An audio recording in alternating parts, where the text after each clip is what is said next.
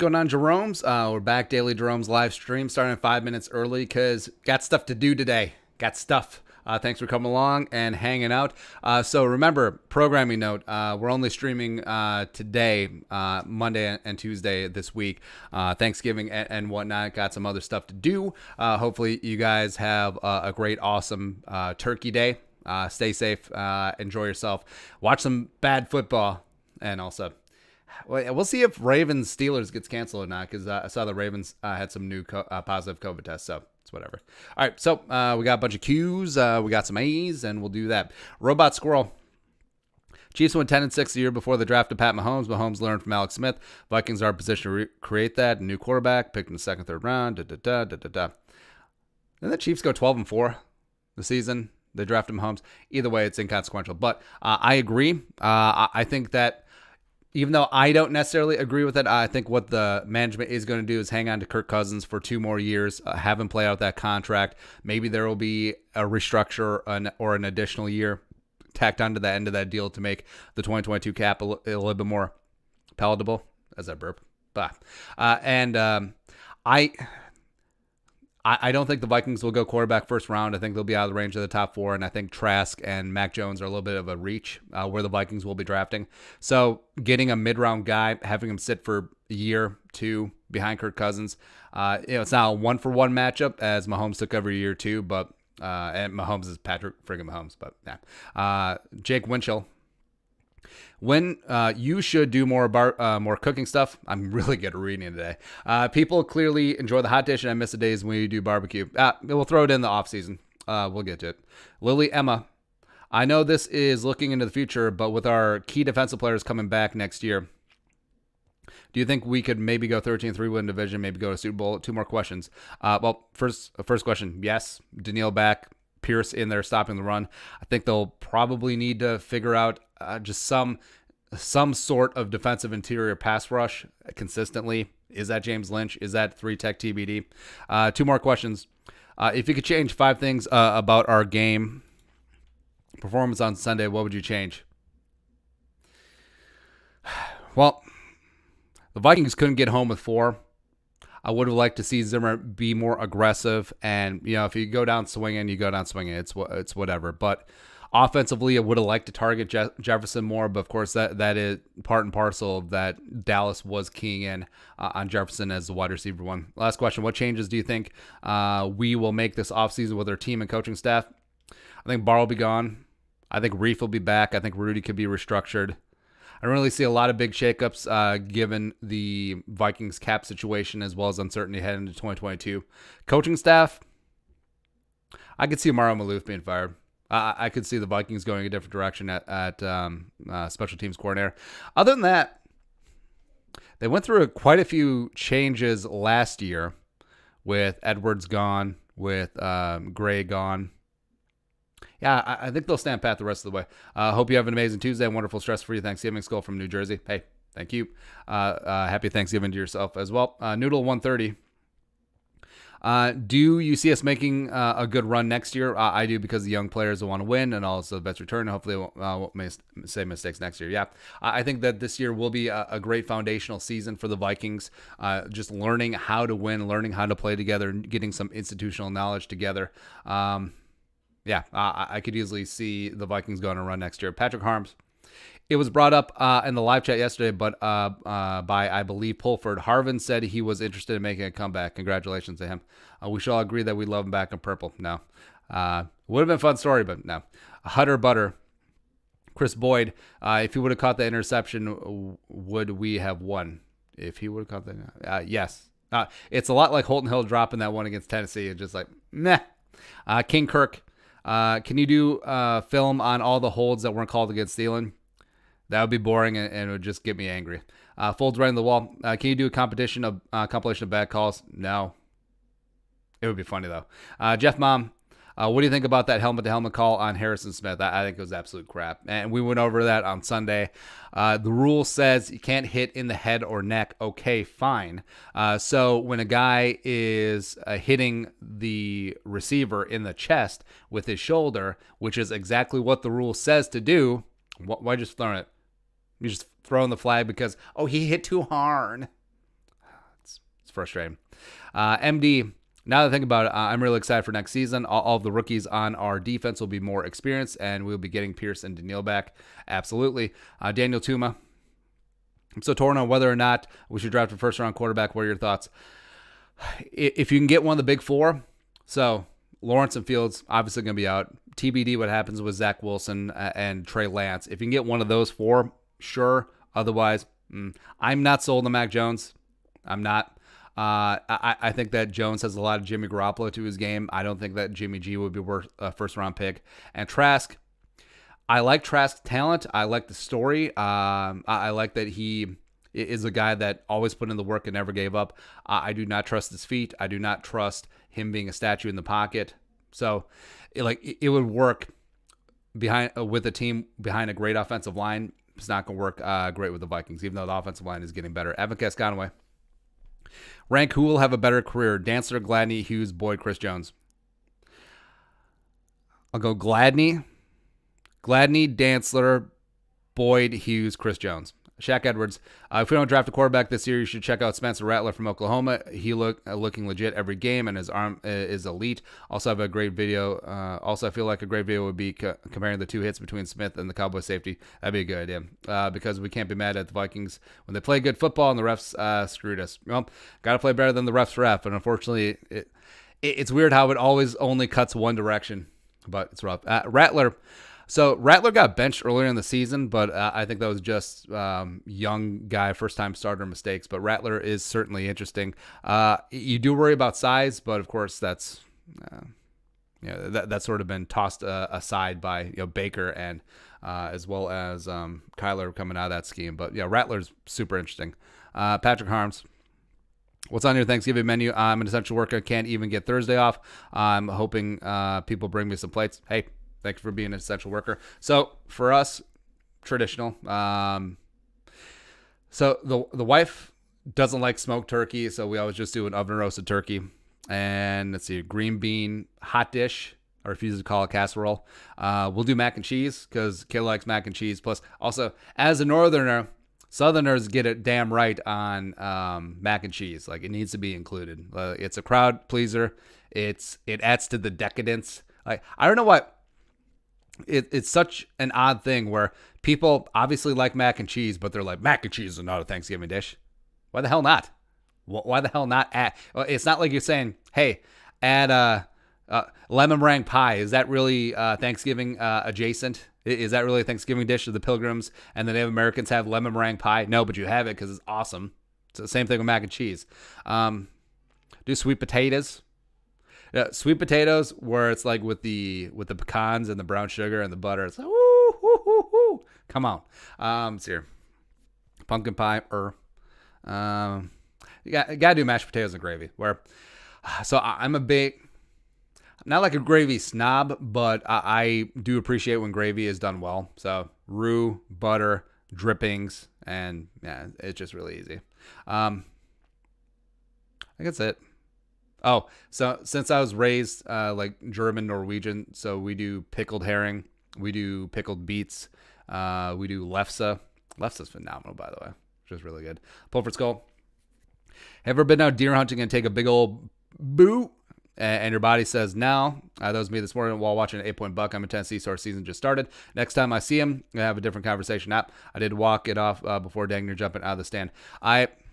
I'm always very cognizant of the bowel situation. So that's why before hunting, whether it's getting up in the morning or going in the afternoon, like I just won't eat. So there won't be one in the chamber. We'll say that there. But yeah, I'll always carry wet wipes in the pack. So yeah. Folds around the wall. Also, I'm excited to get back out bow hunting because in Minnesota, so the bow hunting goes from I believe October 1st. I'd have to check. All the way through the end of the year with 3 weeks of rifle/slug hunting in the middle. So excited that boomstick is done with. So then just get back out there. Folds around the wall. A record prediction for next year. I know the season isn't over, but I'm interested to see what you think about a record next year. 12-4. Can't say no more. Win the North. 2 seed. Let's go. Actually, hell, 1 seed. Why not? Anders Unverzagd. What Vikings jersey do you have? Which one is your favorite? I'm not a big jersey guy. I have what I have? Like a yellow Chris Carter jersey. I have a Jermaine Wiggins jersey, and I have a John Carlson jersey, just for randomness. I should just get an old school Moss jersey to satisfy, the kid in me. Let's see here. Let's know where we're watching from. We'll give a couple shout outs. Kev Ace. If we had the first pick in the draft, who would you pick? Bobby Boucher, Paul Crew, without the point shaving, or Forrest Gump? Well, Boucher, linebacker / pass rusher. Paul Crew, quarterback. Forrest Gump, kick returner. I don't know if they ever put him on offense, but also I think he would be too dumb to pick up an NFL playbook. So, yeah. So it's either. Now, are we talking? Are we talking Burt Reynolds, Paul Crew, or Adam Sandler, Paul Crew? Because Paul Crew of the OG Longest Yard was more of a running guy. Yeah, I go Bobby Boucher. I think that'd be a lot of fun. Oh, wait, no, actually, hold. So Bobby Boucher was an older prospect. But, of course, Paul Crew was like 35 during the movie. It doesn't matter. I'll go Bobby Boucher. Evan Kisconaway. If Anthony Barr gets cut, who's taking his place? I don't trust Troy Dye because he can't even get off the field. Oh, because of the 12-man penalty? No, it's going to be Troy Dye. No. Evan Kisconaway, but in actuality, Eric Wilson. Evan Kisconaway, is cornerback still the biggest position in need? Are there any free agents that you would look to sign? No, I mean, they've sunk a lot of draft capital into the cornerback room. They just need guys to start performing. Free agents. You could buzz the tower on J.C. Jackson, I guess, but I don't see the Vikings being big buyers this offseason. Teng Yang, $5 in the super chat. Do you have faith in Zimmer to develop a quarterback if we do end up drafting a QB? Or do you see Spielman drafting guard if a quality guard is there? I mean, if Wyatt Davis is there, just send the pick in, especially if the top 4 quarterbacks off the board. And I do trust it to the degree of it will actually be the Kubiaks working with the quarterback, because I don't think Kubes has done a phenomenal job. I don't think he wants any part of being a head coach again. I don't think he wants that. So I think that being an OC and sort of setting the table for his kid, who's the quarterback's coach. I think that they could get a young guy to work with, work out Cousins for another year or two, and then move on. A couple shout outs. That's Westworld Skull from Little Rock, Arkansas. Love it. Tomato State. Big Rover Skull from Compton, LA representing. Patrick Harm, Cedar Rapids, what up? Kind of Toxic, Minneapolis, what's going on? Pulford Skull, Nashville, Tennessee, Hot Chicken. Jacob here, Megat, Oakdale, Eastern Burbs representing. Let's see here. Fall Gamer 20, Skull from Codro, Minnesota. Yeah, thanks for coming along. Last live stream of the week. Taking the next couple of days off for Thanksgiving. It's good times. So next up is Skull Viking, Skull from Wayzata. What's up? Robert Barweiler. Now that the playoffs are a super long shot, do the Vikings start a pitch count, Dalvin Cook? We did a video on that, addressing that. No.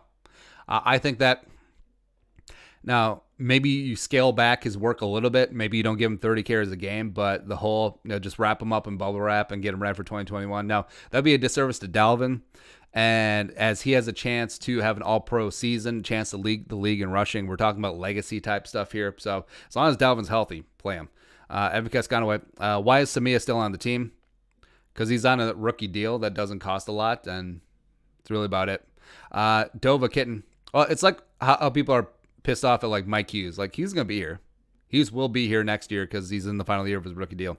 Dova Kitten, what do you think that, because that's what needs to happen, because if you have a roster full of a handful of big-time contracts, which the Vikings do, you have to have guys on cheap rookie deals to fill out the rest of the roster. And if you cut a guy on his rookie deal, that involves some dead cap, and then you have to bring in a new guy, and that involves cap. So you have to be absolutely butt atrocious to be a draft pick from, say, like round 5, like rounds 1 through 5 to be cut. It's really tough. We'll say 1 through 4. Dova Kitten. What do you think the Vikings playoff picture is looking like after loss? I think it's pointing out their destiny. Well, the Vikings, if they win out, they still get in. They have a 99% chance to get in. They're currently at 20%. If they beat The Panthers, it's 25%. If they lose, it's down to 4 or 5%. So, yeah, Sunday is the season. No, last Sunday was the season. No, Sunday actually is the season now. John Anderson TV. As it stands right now, which players do you think are most likely to get cut and traded come the offseason? Bar. Ethan Griffith. What position draft in the first round would make you the most mad based off our current team? We'd be pissed if we took a tight end or run back in the first. I don't see them taking a running back in the first. I mean, outside of Etienne, it's a decent running back class, but it's not like high end.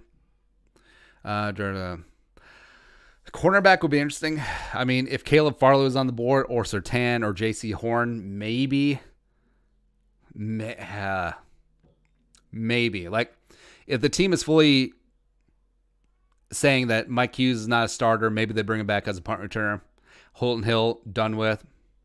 Maybe not sold on Chris Boyd. I mean, at a certain point, BPA, like if there's too much value on the board, sure. Or, hell, if Kyle Pitts is somehow on the board when the Vikings pick, okay.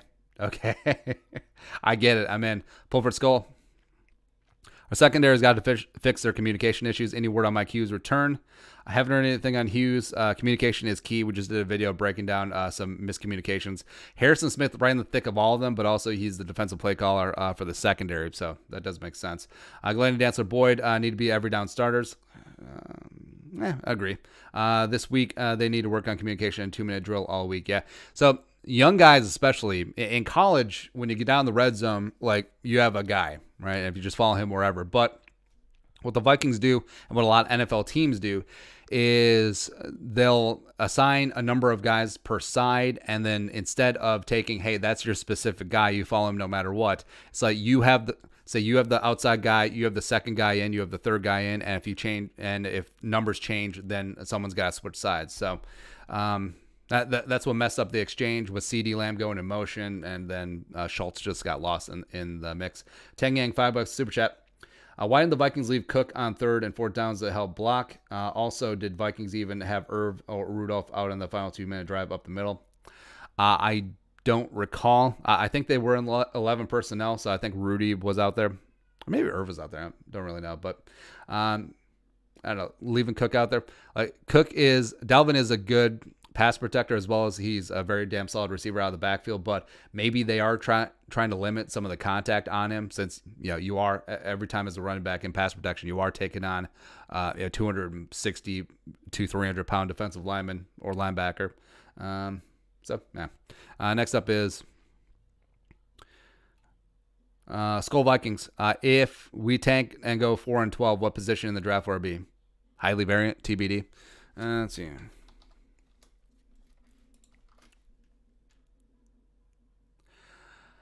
So 4 wins. Man, 4 wins may not even get you in the top 10 anymore. It's rough. But let's see, 4-12 last year would have been, 6? Somewhere in there. Juan Mendoza time. Find a magical lamp, give it a rub, and poof, purple genie appears. What are your 3 wishes? Wishes can only involve the Vikings. You cannot wish to make the Vikings make automatic Super Bowl appearance. Okay. Trevor Lawrence. It's a pretty easy one. Draft Trevor Lawrence, Cousins contract, and him just disappear. Well, not like Jimmy Hoffa disappear, but like is off the team.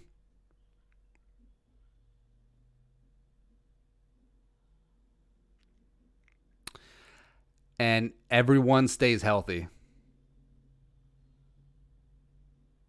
Yeah, so that starts right now. Oh hell, I'll take Trevor Lawrence right now. Yeah, so you can put Trevor Lawrence on the rooster for the final 6 games. I'll take that plus playoffs. I will take that. Yeah, so Trevor Lawrence, Cousins gone, free up all that. And since Lawrence is on his rookie deal, you could go nuts. Oh wait, is this? Well, I understand this is a hypothetical, but could you say Mahomes for Cousins? Okay, Mahomes for Cousins. There we go. Everyone stays healthy. And then Aaron Donald. Like, could you do that? Actually, I like that one better. Miko Knight. Kubiak calling better games, but when it comes to the drive to seal the game, winning the offense stalls. Yeah, sure. Football Gods from 2003 push out at the Cardinals. Let the tables turn. Yeah, I like how the Cardinals got that one call in before they changed the rule. It's so stupid. Luke Gillette. Wow, did you see how Tom Brady floating past and making bad decisions last night? Yeah, it's over. It is over. Shut out the lights. I mean, I didn't think that it was a good matchup. Brady with Arians. Arians is a vertical, no risk it, no biscuit, attack type guy. Brady, man. Brady would have been better suited working with Frank Wright in Indianapolis. Like, that would have made a lot more sense. You're indoors. You have a West Coast guy as opposed to a Coryell attacking type guy. So, Ben Weatherly. Brady's wasting Godwin and Evans and Tyler Johnson. It's rough. I thought on Brett Jones. When he sat on the practice squad and was cut, why did no other team want him? Disrespected by the whole NFL. Not cool. Well, also, I mean, teams could have reached out. But I think that Jones is loyal to a fault. I think that he understands that this is the best spot for him. Plus, I mean, if you're on the practice squad and a team tries to sign you, like, you can say no. Like, it isn't automatic that they get you. Players have done that before. Like Fadi, when he was on the Vikings practice squad, said no to the Eagles. So I think part of it is Jones being loyal to the Vikings, even though they do him dirty. So, yeah. Andy Shong. If Brett Jones continues to play well, what are the chances of him switching to right guard as a move to left guard or replace Dozier? Probably not that specific order. I think that since Ezra has been established at right guard, they would keep him there, move Brett Jones over to left guard since he is the veteran. Will, since my birthday is on Friday, you're going to have a stream. Can I have a shout on the stream? Hey, happy birthday. I love work and keep it up. Skull. Hey, happy birthday. Logan Weiss, thoughts on Kyle Trask is flying under everyone's radar? I don't think he is, man. Like, he's the most celebrated quarterback out there, especially since Lawrence hasn't been playing. Everyone seems to have Lance over him, yet he faced tougher opponents every week and showed he could win. Well, I'm always a big traits over production guy, and I think that Trey Lance just has elite traits. And I understand, scout the player, not the helmet, but I think maybe some teams are second questioning NDSU after Carson Wentz is just straight garbage, but probably not. But yeah, I think that Lance just has better tools over Kyle Trask. Also, that pocket awareness as well as mobility gives him the slight edge. Even though Trask, I mean, when everything's perfect, when he's able to step into his throws, he's great. But when they're not, they're not. T-Reg, I like winning, but I'd be okay with losing just so Spielman will be forced to cut Cousins, right, meow. Am I wrong with that? I don't think they would do it anyway. I don't. 41 million dead. Now, if Cousins had been the Cousins from the first 6 games, sure. But as of right now, nah. MD, if Christian McCaffrey plays on Sunday, we might get shredded. Well, if he plays, he's going to be diminished anyway. And the defense, it's tough for teams to have 2 bad games in a row unless you're the Jets. Like, that's just why it's so tough to win in the league, because everyone goes 8-8. Because you get cocky, like Zimmer said, defensive backs are feeling their oats, and then you get humbled, and then you come back, and then you prove everyone wrong, and then you get cocky, and then it's a vicious circle. Evan Casconaway, I was browsing through my NFL Run Fantasy League, and Dan Jacinto was projected for 8.5 points. Is that a glitch, or is that something I don't know? That's probably a glitch. Jacob Mejia Mega, what position needs the most help, and how do you think they will fix it? In season or off season?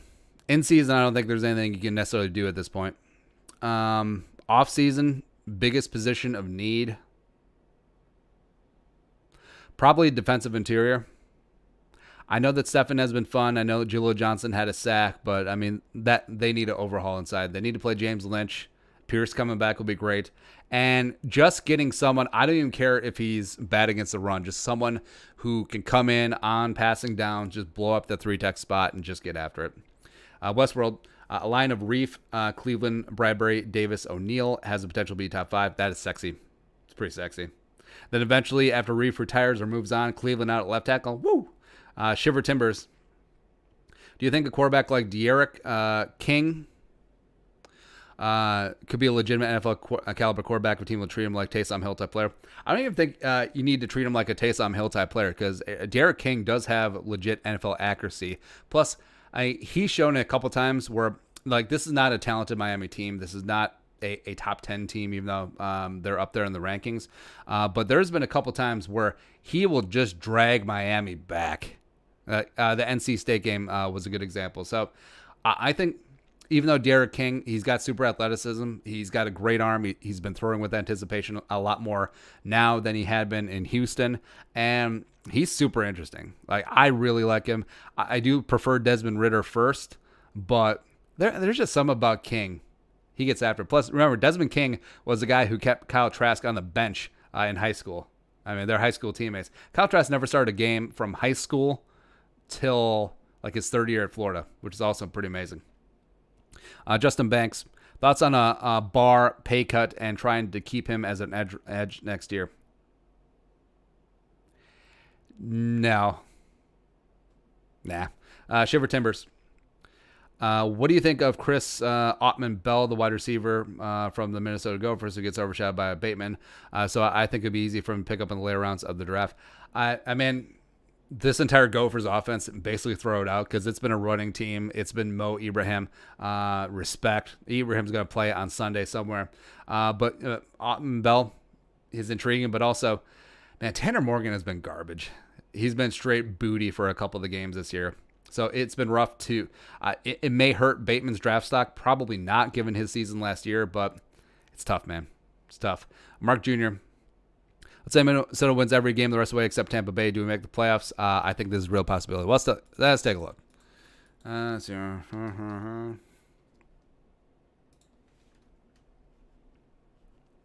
right, so Vikings win, loss. Although, I don't know, man. Did you see Tampa Bay last night? Oy, oy, oy. Let's see. Vikings win, no matter what. So the Vikings with the Tampa Bay loss, but win out the rest of the way. 9-7, 65% chance of making the playoffs. And like we outlined before, if the Vikings beat Tampa Bay, 9. And there was a comment that producer Ali sent me. It was so like snippy. It was like, all you fans who were happy when the team was winning, welcome back to reality. It's like, okay, sure.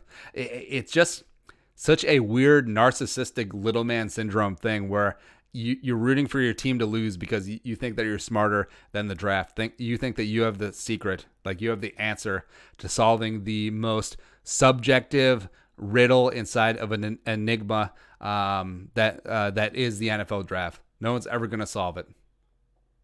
But you think you know better. That's just fine to me. It's like, hey, play to win the game. You draft where you draft. Make deals. It's why the Ravens and the Seahawks are always towards the top of the heap, even though they're always at the bottom of the draft, except for the Ravens this year. I don't know, man. I don't know about the Ravens. It's rough. Let's see here. Daniel Olson, O-line or run defense? You can only choose one to upgrade.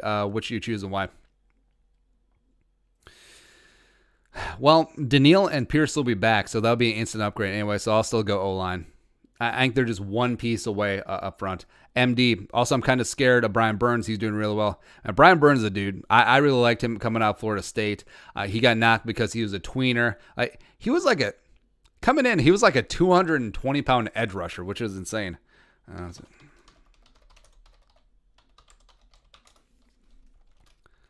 Brian Burns. Sorry, 249. Sorry, in college he was playing that because he packed on some weight for the combine, which is kind of hilarious. But I mean, absolute beast, absolute amazing high-end athlete. All right, next up, Connor McMullen. What do you think of picking of King not as future franchise quarterback, but as a gadget player, similar to Taysom Hill instead of Diana? Nah. MCAS gone away. Does Holton Hill have a shot? Because I understand the appeal of Taysom Hill. It's just one more thing for defenses to prepare for. But, I mean, hey, if you're a defense and you can prepare for a high school quarterback, sure. And also, if you have a great quarterback, do you really want him off the field or standing on the sideline or standing as a wide receiver who's not going to do anything? Nah. Ben Weatherly. Honestly, wouldn't mind if the Vikes take a DN in the first round. I don't think Vadi is the answer. Opposite Daniil, I think he's a great backup rotational guy, but want him. DJ. And the edges in this class, I mean, sure, if you can get Kwity Paye or Asai, maybe. Like the Penn State guy too, but I think there's a lot more value in other positions. Samson Rome, and not just position need, but just in terms of best player available. With Burrow hurt, how much more likely is Jefferson to win Offensive Rookie of the Year? I think Herbert's going to win. Justin Herbert has been putting up like murderous numbers, and if you picked him up in fantasy, you definitely know. Mahia Megat. Who do you think is the best quarterback for the to fit the Viking scheme, but not the top 4 quarterbacks? Desmond Ridder would be dynamite. So specifically for the Vikings big board, I would go Ridder. I would go Mac Jones.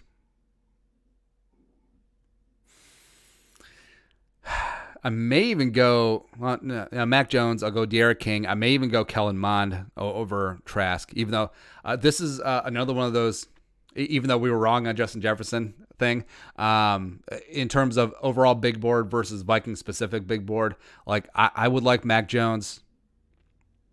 Mac Jones on the Cowboys, if that O-line ends up being fully healthy, would be interesting. Or not Mac Jones, sorry, Kyle Trask. But Kyle Trask here, Fixer, did you get a D right? I have not. Ofer, but we're working on it. Fall Gamer 20. Because we have like 3 different public land spots that are set up really nicely. Trail cams having nice returns. It's a great setup. Near corn, near oaks, near water, but just they've either been too small or too far. Story of my life. Fall Gamer 20. Hey, at least we have a star wideout, star running back, star wideouts, comma, star running back, decent O-line. You just need a better quarterback. Kirk plays good. I mean, this team is extremely talented and young, which makes you feel good, because if this team was full of veterans, then you could be like, okay, blow it on up. But I mean, this team, even the Vikings may not make the playoffs this year, it would be a promising building season. 20 or MD. Who will be playing in place of Adam Thielen if he's out on Sunday? He'll be fine. He may even be back out of practice on Wednesday. Andrew Olsen, but if he was out, probably BC. If we are the first team to miss the playoffs, having the highest draft pick of all the failed teams, doesn't that make us some of the biggest clowns of the season? No, not particularly, because find me where it says in the new CBA that the higher you pick, the better the player is guaranteed to be. Now, you pick where you pick. Colin Andrus. And I get it. I think that this is just completely thrown off by Trevor Lawrence, but take Lawrence out of this draft. You really pumped about Justin Fields at 1? Not particularly. Or what if you have 2? 2 without Lawrence. So Fields goes 1. Who else to pump for besides Penny Sewell? That's really about it. Now, it's extremely reductive. Like, I understand we want better players. Well, guess what? You can have great players in the first round, second round, third round, fourth round, whatever. And also, it's so weird how people who rip on Spielman all of a sudden trust him to take a quarterback. Yeah, good job with that. And Colin Andrus. With the Buccaneers lost, they play the Chiefs and then the Vikings after their bye. If they lose to the Chiefs and the Vikings beat the Panthers and the Jaguars, we would pass them and head the tiebreaker. Love channel. Keep doing what you do. Yeah. Samson Rome, Lamb's catch wasn't even the best catch of the game. Damn straight. Yeah, the Thielen catch as well as, I mean, that Jefferson breadbasket catch doesn't get enough love. Also, the one of him on the sidelines, hands catch, and then he's holding that thing above his head as he falls out of bounds. That was great, too. MJ the GOAT. Okay, listen. If one more game is canceled due to COVID, we get another playoff spot, so that means so the Vikings make it as the 8th seed. I mean, it's possible. Randy Moss is the boss. Let's say Babytron and or Allen Robinson don't re-sign. If the Vikings had enough money, would you sign it? God, Babytron would be a lot of fun. I mean, wide receiver isn't a pressing need. I would get it if they went after one in the draft. Robinson would be fun. But given the Vikings cap situation, nah. Mark Jr. To me, Dantzler has been a letdown, and I think he has huge potential, but now he is a time for developing. Tell me if I'm wrong. But now he is a time for develop. Well, yeah, he's going to need some time to develop anyway. I mean, cornerback is extremely tough to come into the NFL, difference in assignments. I mean, college, generally you're like, hey, this is your side, or hey, this is your guy. Generally, also you're going to be working on the outside too. But I mean, Dancer, especially in the red zone, that is a big time shift in terms of college responsibilities. Because I mean, a lot of college teams will just play cover 3 down near the goal line. And as you saw, I mean, especially if the Vikings are blitzing, it's going to be 5-on-5, man-on-man. This is your guy switching. It's like going from Syracuse's 2-3 zone defense to, like Nolan Richardson's press, full court press man. It's going to be tough. Joe Stupka. Draft scenario. Let's say the Vikings get around 16, 17, pick Wilson, Jones, Fields, and Lawrence. Already taken between Wyatt Davis, Sam Cosmer. I'm taking Davis. Cosme's interesting and super athletic. Like he is a Ezra Cleveland, Brian O'Neill type clone. But yeah, Davis just set and forget. I didn't see Trey Lance because I'm good at reading.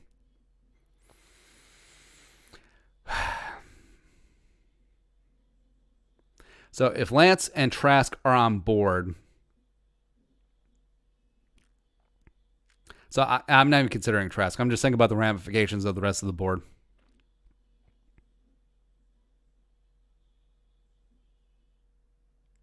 I'll take Trey Lance and I'll trade up for Zion Johnson day 2. Probably to Boston College. Remember when you said the Vikings should fire Zimmer? What do you think now? Well, it's almost like if you do your job, you get to keep your job.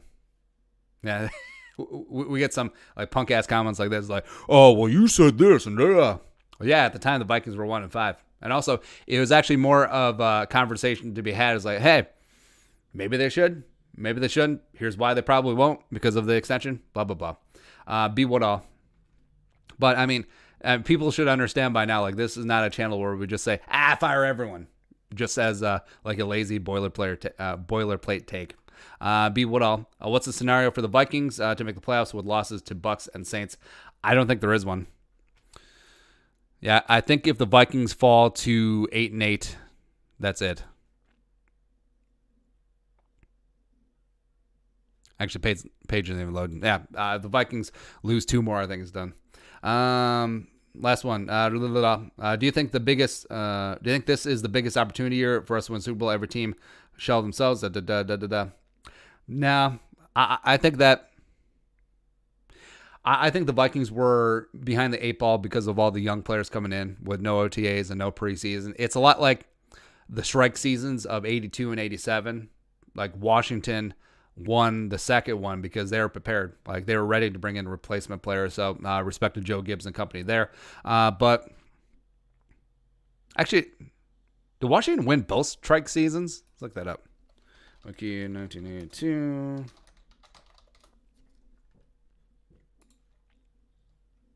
I think they might have. Yeah, that was the first one with Gibbs. So props. But this wasn't. The deck was stacked against the Vikings to begin with. It's amazing that they made that surge in the middle, and hell, it still may even work out. But All right, so that is it. That's the final live stream of the week. Have yourself a happy Thanksgiving, safe, delicious. Enjoy some bad football. Enjoy family if you're hanging out. If you're allowed to hang out. So thanks for coming along. Subscribe if you haven't already. We'll still be cranking out content intermittently this week. Take a look forward to the Panthers game. It's the season. 'Tis the season. So let's get it going. But subscribe, do that up. You guys are the best. Skull. Production value.